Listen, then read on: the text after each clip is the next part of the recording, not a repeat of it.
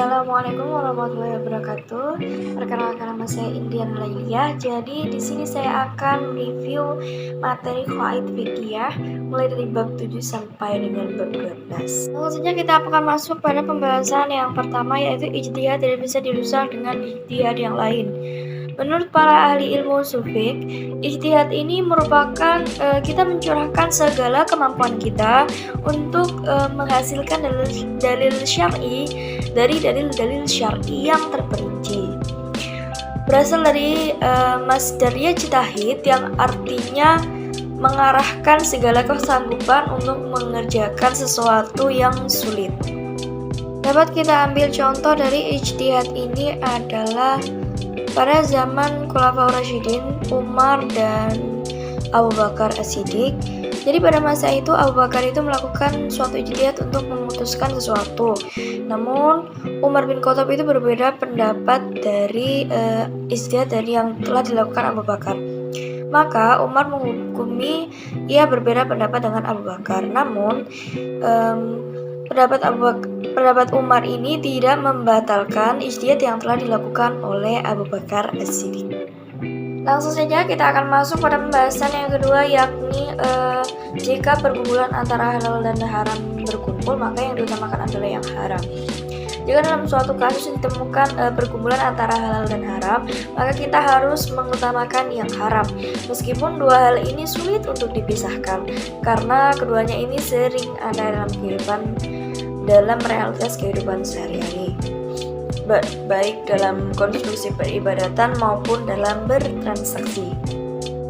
Seperti dapat kita ambil contoh bahwa pada dalam hadis pertama ini, jika seorang istri itu sedang haid, maka kita tidak boleh bermain-main dengan istri tersebut mulai dari batas antara pusar hingga lutut. Pada hadis kedua, diperbolehkan untuk bermain-main dengan istri asal tidak bersentuh tubuh. Maka yang diutamakan atau ditarjihkan adalah kita mengutamakan yang haram. Yang diharamkan yaitu kita tidak boleh bermain-main dengan istri yang sedang haid pada area di antara pusar hingga lutut. Selanjutnya kita akan masuk pada pembahasan yang ketiga, yakni mendahulukan orang lain dalam ibadah. Ini adalah hukumnya makruh. Insar ini dapat berarti mendahulukan kepentingan orang lain di atas kepentingan kita sendiri. Namun, jika untuk beribadah, hal tersebut hukumnya adalah makruh. Jadi di sini dapat kita tarik kesimpulan bahwa jika kita mendahulukan kepentingan orang lain di atas kepentingan kita, maka kita akan mendapatkan kemuliaan di sisi Allah Subhanahu wa taala. Namun, jika kita mendahulukan orang lain dalam hal beribadah, maka itu hukumnya adalah makruh. Dapat kita ambil contoh seperti jika kita sedang berada di kos kita, kemudian kita mengajak teman-teman kita untuk bermain di kos kita, sementara kita semua ini sedang berada di kondisi yang belum melaksanakan sholat.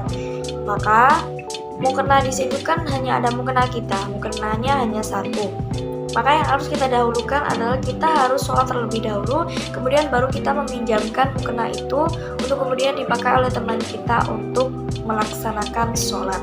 Nah, berikut ini saya akan memaparkan beberapa keutamaan dari insar sendiri atau manfaat yang bisa kita peroleh bila kita mendahulukan kepentingan orang lain di atas kepentingan kita sendiri. Yang pertama adalah kita menjadi hamba yang dicintai oleh Allah Subhanahu wa taala. Karena di dalam memutuskan suatu hal kita tidak memikirkan diri sendiri. Yang kedua adalah dicintai oleh sesama manusia. Karena hakikatnya sesama manusia ini kita ini saling membutuhkan. Yang ketiga adalah dimudahkan urusannya di dunia dan dilepas dari kesusahan di akhirat.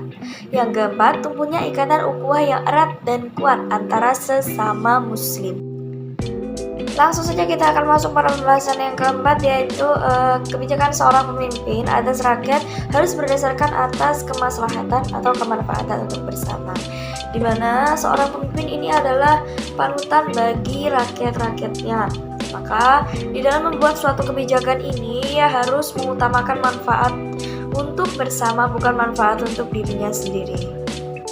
Seperti dapat kita ambil contoh jika seorang presiden ini mengeluarkan suatu undang-undang, maka undang-undang tersebut juga harus memberikan kemaslahatan atau kemanfaatan bagi semua kaum, bukan hanya kaum atas namun juga kaum bawah, atau bisa dianalogikan sebagai bukan hanya kepentingan ini bukan hanya bermanfaat untuk kalangan seperti DPR, MPR, atau pemerintah, namun juga bermanfaat untuk rakyat itu sendiri. Karena hakikatnya pemimpin ini nanti akan dimintai pertanggungjawaban oleh Allah Subhanahu wa taala di akhirat kelak atas segala macam kebijakan yang telah ia keluarkan. Selanjutnya kita akan masuk pada pembahasan yang kelima, yakni keluar atau menghindari perbedaan pendapat itu sangat disunahkan. Berasal dari dua kata, yakni al-khuruj dan al-khilaf, di mana al-khuruj bermakna keluar, lawan dari kata masuk, sementara kata al-khilaf bermakna jalan yang ditempuh oleh seseorang yang dimana jalan tersebut berbeda dari orang lain atau mengalami suatu perbedaan. Seperti dapat kita ambil contoh pada saat kita melaksanakan sholat witir pada mazhab Hanafi. Ini kita akan meringkasnya menjadi satu salam, tidak melaksanakan menjadi dua salam. Maka dalam hal ini adalah kita harus mengerjakan amal tersebut meskipun adanya suatu perbedaan. Selanjutnya kita akan masuk pada pembahasan materi yang keenam, yakni amal yang bermanfaat untuk umum lebih utama daripada amal yang manfaatnya hanya terbatas, yakni kemanfaatan kepada orang lain lebih utama daripada berbuat manfaat yang hanya dapat dirasakan oleh diri sendiri. Jadi lebih baik kita ini bermanfaat untuk orang banyak daripada manfaat dari amal kita ini hanya dirasakan oleh diri kita sendiri. Seperti dapat kita ambil contoh dari kaidah ini adalah jika kita ini lebih baik mengajarkan Al-Quran kepada orang lain daripada kita memperbanyak membaca Al-Quran untuk diri kita sendiri.